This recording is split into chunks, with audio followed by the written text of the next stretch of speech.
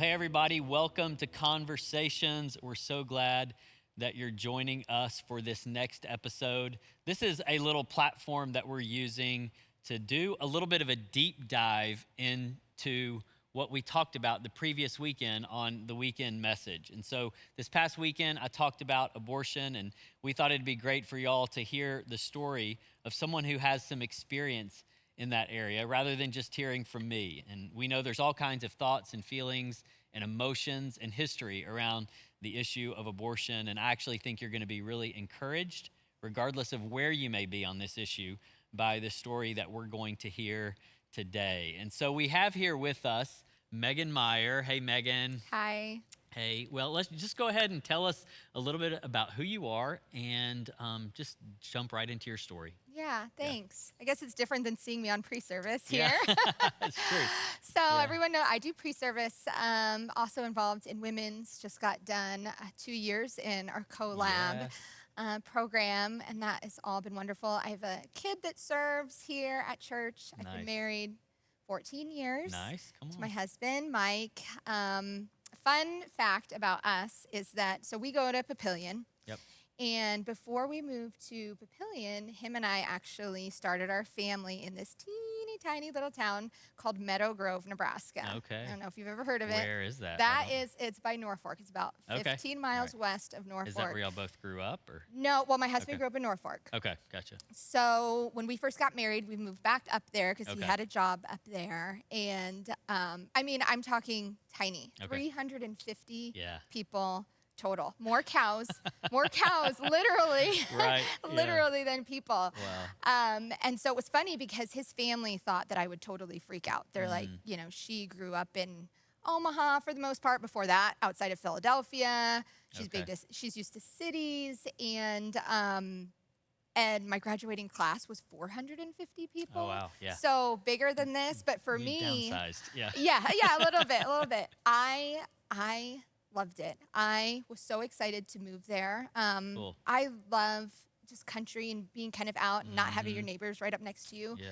But really, for me, the most drawing feature of that was that I got to kind of start over in a sense. Yeah. I had lived like this whole other lifestyle back in Omaha when I was growing up in my teen years and early adulthood. And I kind of saw this move as like God's reprieve for me. Oh, yeah. It was like, I can start over and I don't have to deal with the past. I don't have to think about the past, which I just loved. Like I was a runner. Like I was never able to stay in hard situations. Things got tough, I would run. Things got overwhelming, I would just kind of disassociate. Yeah. And so a little bit of backstory is when I was younger, when I was about 5 years old, I was molested in a park by a complete stranger. And it introduced these themes to me that a kid doesn't understand and doesn't know how to cope or interpret. And so it kind of was like this thread work into my growing up. And I started seeking out protection. And at the same time, I had it's kind of like a hole that I felt incomplete. I was looking for value. I was looking for identity. I was looking for my worth. And when I say a hole, it wasn't just a hole, it was like a vacuum. It was like this intense desire to find somebody that would protect me and somebody that would love me. And I was kind of rejected by girls at the school. I had friends, but not really great friends for a while. And so I'm like, okay, if girls aren't gonna be there for me, then I'm gonna go see what the guys are doing. Which led to really, really unhealthy relationships so early on. I actually lost my virginity at the age of 13. And that just started this spiral of these negative effects. Because, I mean, let's be honest, 13, you're a kid. You're a child. And now it's not just a thought. It's not just something you see, but it's something that you're actually partaking in that changes you. Right.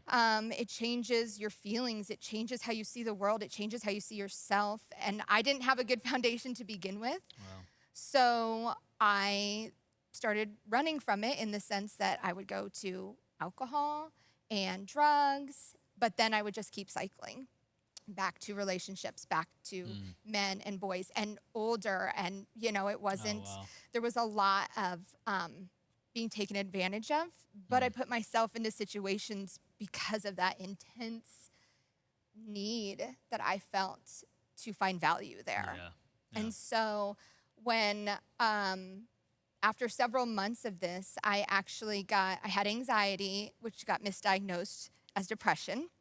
I got put on depression meds, and they really just catapulted me into this really dark place. Wow. And I ended up trying to commit suicide when I was 14. Wow. And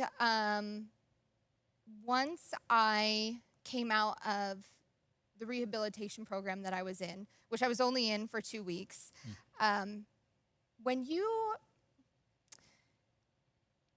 you learn, like, I think we underestimate sometimes, and as a parent, I see this now, like, kids' ability to manipulate and survive. Yeah. And I was very good at manipulating and surviving. And so when I went into the rehabilitation program, I knew the right things to say to get out. I didn't want to be there. There wasn't any healing or restoring. It was just, what do I need to say to get out of here? Wow. And so I exited that program really pretty much in the same state that I was in when I entered it, except shortly afterward, I found out I was pregnant. Gotcha. So I was 14. Oh, goodness. The way I had tried to take my life is that I had taken a whole bottle of Tylenol PM. And so with that factor and everything going on, my parents were concerned about how the baby would be. And so they decided that I should have an abortion. Okay. And so we went, and How did you feel about the decision? I try to think back and remember like those exact feelings, but I was so consumed with destructive living. I think it was that runner mentality that I would just self-medicate Right. to not think about it, not be present. Yeah. It wasn't happening to me. It was happening to, somebody else, but it Gotcha. was my body, Yeah. if that makes sense. Yeah. And so we went through with that, and it's pretty, the experience is pretty medical in the sense that it's not it's very much in, out, done, on. Okay. I mean, the recovery room is just beds with girls, Oh, wow. and there was some things that I remember about, it's just this, like the sterileness, just the medical, like it was a medical procedure. Yeah. And that was the extent of it. Like the way it was talked about was almost probably like having any other kind of a surgery. Yeah, Okay. yeah. There was Wow. nothing, I mean, it really was just kind of this bare bones, white walls, medical smell. You just Yeah. remember these little things. Yeah. So, Wow. yeah.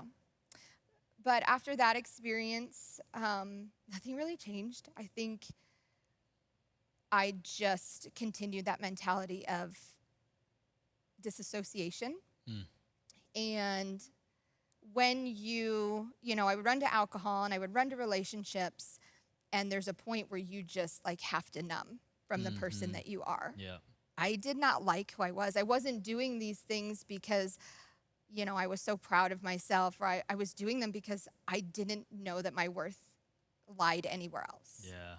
Yeah. I worked in bars and restaurants, and, it was really, I really began to use what I had because I was being used.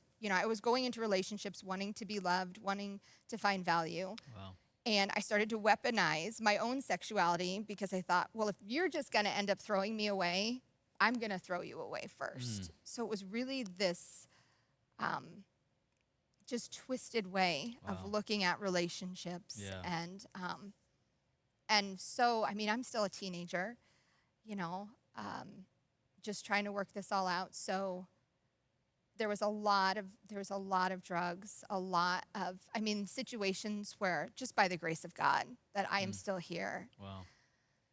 When I got into my early 20s, I was still living this lifestyle, but I was seeing this guy that I had been seeing off and on. We had been friends, and then we dated and all this, and I ended up getting pregnant again. And I went to the abortion clinic, and I was sitting there, and I remember looking around, and I was just seeing like all these people in there, all these girls, all these women, and everyone was just acting like this was just another day. Wow. And it really hit me hard. And I just was bawling in the waiting room, and I decided not to go through with it. And I left there, and I went and I stopped drinking, I stopped smoking, I stopped doing all, you know, those behaviors. And I was telling my friends, like, you know, I really don't know what I'm gonna do. I haven't decided. Letting them know, like, I was pregnant and all this. And they were just like, oh, okay. And I'm like, okay. So then I decided, I'm like, I'm gonna tell the guy. Because at this point, I hadn't said anything. Okay. So I said, I'm gonna let him know. And so I called him and let him know. And he said to me, he offered to drive me to the abortion clinic if I needed a ride. Wow. Just assuming this is what we'll do. Yeah, like, just like there was no, like that was as far as his, you know, whatever. And I just remember that kind of solidified, like, okay, I am this throwaway person. I'm this dispensable, you know, somebody that I thought did care about me. And it was the same narrative just over and over. Wow. And so I told him not to worry about it. And I went back and I had the second abortion. Wow. And so I took all of this into my marriage, into motherhood. I have 3 boys, you know, now, and we're living in this small town, and I'm just like, oh, perfect. Yeah. I can just, thanks God, like, yep, I remember that. I'm gonna leave that back here. Thank you. And I'm gonna start my life over here, and I'll just be really good. I'll just be good from now on. And we're not gonna talk about it. And because like, that's the thing you don't talk about in church. We don't like, that's like the unforgivable sin. And I kind of got into this. I kind of got into this God thing on a technicality, like he has to let me in, you know, because I prayed the prayer, he's got to let me in. He played by his rules. Yep. But I just have to be good now, and maybe one day I'll make up for my past, or if I hate that part of me enough, I'll make up for my past. And so I was living pretty good. Okay. And God has a funny sense of humor, looking back now. So let me just stop. Did you just, after this second one, which I imagine was a lot more emotional? It actually was kind of the opposite. I remember leaving that place. I'm like, it was this point where I'm just like, I feel nothing. I am nothing. I feel nothing. Yep. It was probably the most numb outside of drugs and alcohol that I have ever. I remember the drive home, and one of my friends called. She's like, well, if you need me to come sit with you, I will. And I'm like, nope, I'm good. Wow. So it really just. Okay. So you shut it down and you moved on with life. Okay. Yep. All right. And and there are some amazing things that kind of happened in the midst of that to get me kind of past that point in life. That I think a lot of times we believe that it has to be this huge shift, that we have to have this huge awakening for people to change their minds on a path that they're going to take. For me, it was small things. I got a job in a TV station working the audio for the newscasts, and I shouldn't have gotten this job. Like, I was completely, like, nothing on my resume said production team. Right. But I had made connections and I made friends, and they took a chance on me. And it was like having that little bit of like, okay, maybe I can do more. Maybe I was made for more. Maybe I'm not just this. And it was just these little things, like having people that actually would step in and be caring. And that's really what changed the trajectory of my life, is being like one little shift. When I got pregnant with my oldest son, Jackson, I was sitting with my best friend at the time, and I told her that I was pregnant, and she said, whatever you're gonna do, I'll support you. And so I told her, I'm like, I'm not gonna be the girl that has a third abortion. Like, I can't do this. And she looked me right in the face and she said, if you have this child, you'll ruin your life. Wow. And, it was like this impasse. Yeah. And I'm like, okay. But there was something that had been planted that I just was like, I'm gonna do it. And I went and I told my parents right away. I was 24. Okay. And they were supportive and they were loving, and they're like, okay, this is what we're doing. And it wasn't this huge moment where like, oh, now I know, but it was just these tiny little things implanted in me from people that just cared about me, that just didn't let me live in a state of just surviving. Right. They were encouraging. They took risks on letting me have a job that, so. So when we were out in we were out in Meadowgrove, and I'm still living this, I'm going to call it a double life, but a different life.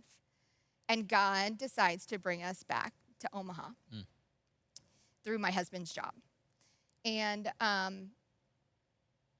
might save that story for a parenting or a marriage conference, because there are certain things you should not say to your husband when you're just not wanting to do what he thinks is right. And so that would probably make a good segment on that. But we moved back to Omaha, and I'm going to get found out. People are going to know who I am. I'm not really a good Christian. I'm not these things. And I was just terrified. I was terrified that anywhere I turned, my past would come up and just hit me in the face. And then it would be like, okay, this is who I am. Yeah. Like, I'm really this person. Yeah. And we went to a Healing Rain service at Lifegate Papillion. And we were there like for a friend. It wasn't even for myself or my husband. We brought a friend there that had been struggling with a serious illness, and we were praying for him. And God just took over the room with me. And I had a really hard time describing what happened, because I didn't like to use the word vision, because I'm like, I'm not religious enough. Like, I'm not spiritual enough for a vision, And so I didn't know how to describe it, but we'll just describe it as a vision, because I believe that's what it was. But we were standing there and we were worshiping, and all of a sudden, like, I closed my eyes just to blink. Like, I'm just blinking. Yeah. And immediately there's this scene going on. Like, I was transported from Lifegate Papillion to this field. And I'm standing in this field, and I see these two kids. And they're so clear. Like, I can see every detail. Wow. Like, I'm there. Like, there was a little girl and a little boy, and the little boy was a little bit older. And the little girl had this little purple bucket, and they were picking flowers. And I was terrified, because in that moment, I knew who they were. Like, those were the kids that I had aborted. And I just lost it. I'm like, okay, I get it. This is what I deserve. For me, at first it felt like a punishment. And it just tore my heart out. But I didn't want to open my eyes. Yeah. And I just felt God's love wash over me. And he just said, like, I have them. Yeah. I have them. They're okay. You don't have to carry this anymore. Wow. And it just began this journey with God of healing. And it wasn't in that moment. That moment was the beginning. Like, healing takes so much more. Yeah. But wow. it was years of pain. It was years of pushing things down. Yeah. And he just wanted to walk with me and unravel all of that. And it was the kindest, most profound thing that I have ever experienced. Wow, it's really interesting to me because so often when it comes to really any sin in our life, but especially sin that seems to be coated with lots of shame, at least in the church, a lot of times in order to encounter what we think, in order to encounter God's love, we have to like push it to the side, and I'm the good kid. Mm-hmm. And and yet God actually wants us to look in the face of what we've done. Yeah. And so that we can actually recognize our forgiveness and then be healed and then grieve and all of that. And it sounds kind of like what your experience was. Completely. Having to see it in order to be able to be healed from it. And healing is really, I think a lot of us want to just forget and not be forgiven. And there's, I think, this lie that people that have gone through abortions believe is that I can't grieve this. Yeah. And God wants us to grieve this. Yeah. Like, it's a loss. It's a trauma. Mm-hmm. And I think we need to be okay and tell ourselves, like, I can grieve this, even though I chose this. Mm-hmm. And I think that's where the difference lies. Like, I chose to do this, so I can't grieve this. It's still loss, and it's still part of the healing that we need to grieve. Wow. And another thing that was so pivotal in my healing was I had a friend come to me. It was actually somebody that I was just becoming friends with. And we sat down on my back deck one day, and we were just kind of getting to know each other. And she just spilled her guts to me. And she just told me about this trauma that she had been through, these mistakes that she had made. And for her, that was like the worst of the worst. That was her shame. And even though it was different than my story, I suddenly felt this freedom that I had not felt before.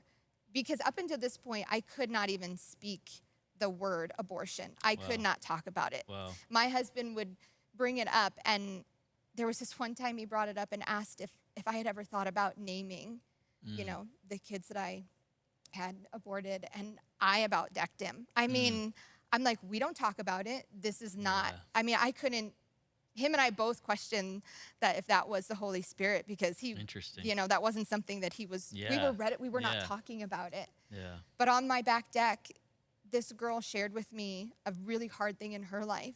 And suddenly I felt this freedom to share for the first time with somebody, other than my husband had known my story and maybe one other person. Okay.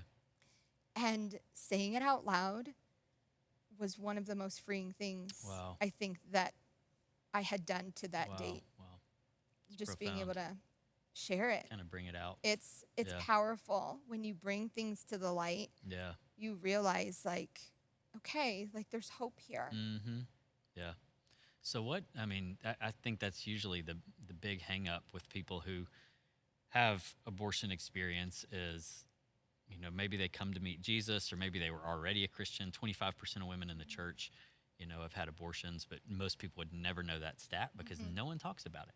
So there's so much shame because maybe the church has such clear views on it.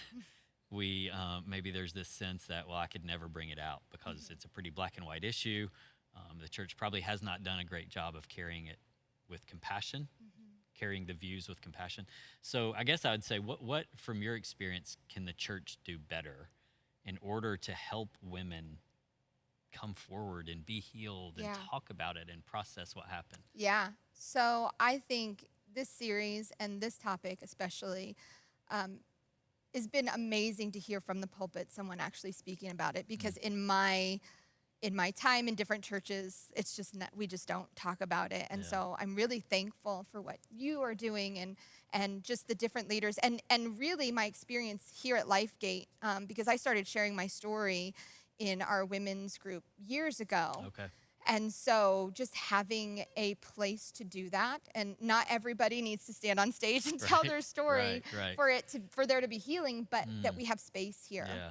But I think in general, churches don't normally do a great job. It's hard. Like, and I think it's especially hard for if there's a male pastor to stand on a stage and talk about it. Yeah. And there's also a lot of judgment. Yeah. And recently, a friend, we've been going through parables of Jesus, and we came the other night to the one about the prodigal son. And there's actually there's three characters in the story, but there's two sons. Yep. There's a younger and an older. Yep. And the younger is this rebellious son that wants to, cash in and take off. Yeah. But the older son, he's the obedient one, but he doesn't really love his father or his younger brother. And the interesting thing in Jewish culture is that if something with the younger brother were to occur that needs to be corrected, it's the older brother's responsibility to wrap his arms around and be the mediator between the two. Wow. And what I see oftentimes in the church is that we have some of the rebellious, the outcasts, but we also have the older brother that's like, I'm doing this right, and you're doing it wrong. It's that black and white. Like, I've got the obedience, but we don't have the love part. And if we had the correct perspective of how God loves all of us, then in our obedience, that love should be woven in, and we should be reaching out and bringing in the marginalized. Weak churches push their marginalized, their outcasts, to the outside, where they're vulnerable. Strong churches bring them into the middle and make sure that they're cared for.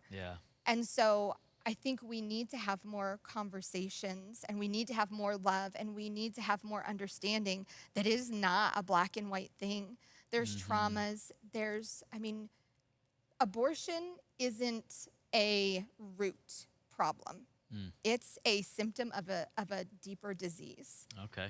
It comes from, so like for me, abortion wasn't something that I was just like, I woke up or I was born, I'm like, I'm going to have an abortion. It was, I went through these traumas. I went through rejection. I had a depravity in me, a longing that was unmet. And so that led me to make a decision. Wow. People that take a pro-choice stand or people that have had abortions usually come to that conclusion because they've been brought up in a way where they want to guard their choice. They want to have control. They have been through experiences that have hardened their heart.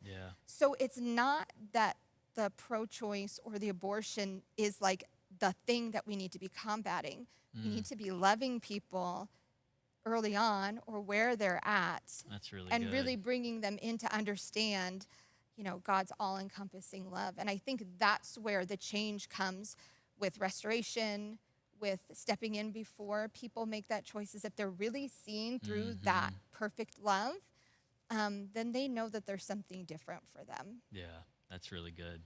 I think that goes a long way if the church I love the older brother mentality. Like if we can draw them in and then address the symptom, address the condition instead of the symptom. That's really profound. I think one of the things that encouraged me this past weekend was, we talked about this issue of abortion, and there was no like cheering in the audience when we talked about being, a church that wants to give life, and cheering in a way of like, yeah, we're gonna, rally and fight this battle. It was more like, this is the church we want to become. But when I was teaching on it, and I think sometimes in even church type settings, like someone mentions the word pro-life and people cheer, and the people in the audience who have had an abortion all of a sudden feel like, oh my gosh, like I don't know what they would think if I came out. And so I think as a church, I think we're figuring this out. I think we're growing in that area. Hopefully we can be an influence to other churches as well. Yeah. But stories like yours, we have to hear.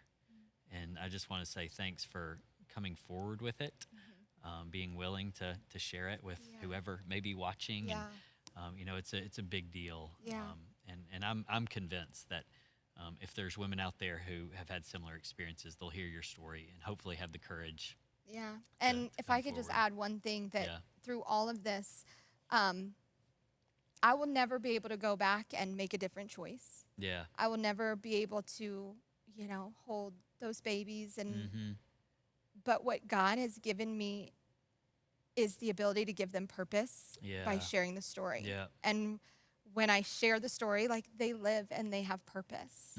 And so I think that's the gift that we can give from all of our experiences, because that reaches out and that allows somebody else to experience God in maybe a way that they hadn't, and maybe get their own forgiveness. And so I would just encourage people that may not feel like they're there yet, or may be feeling like, that's something that can never change. Yeah. The actual thing can never change, but you can give purpose even to your pain. It's huge, yes. And that's the beauty of the gospel. It really is that God takes it all and uses it for good. So thanks so much. Yeah, thank you. Awesome. Well, thanks for being with us. Thanks for sharing your story. And thanks for joining us on this episode of Conversations. And my hope and my prayer is that this can bring life and hope to you. Maybe someone might need to hear this story. Maybe it will encourage them and strengthen them. And really, man, if we can become the type of church that, as Megan said, draws people out of the margins and into the care and really the loving arms of a father, I think we have great days ahead and the potential to have a massive impact on our world. So hopefully this encourages you. Thanks so much for being with us. We'll see you next time around.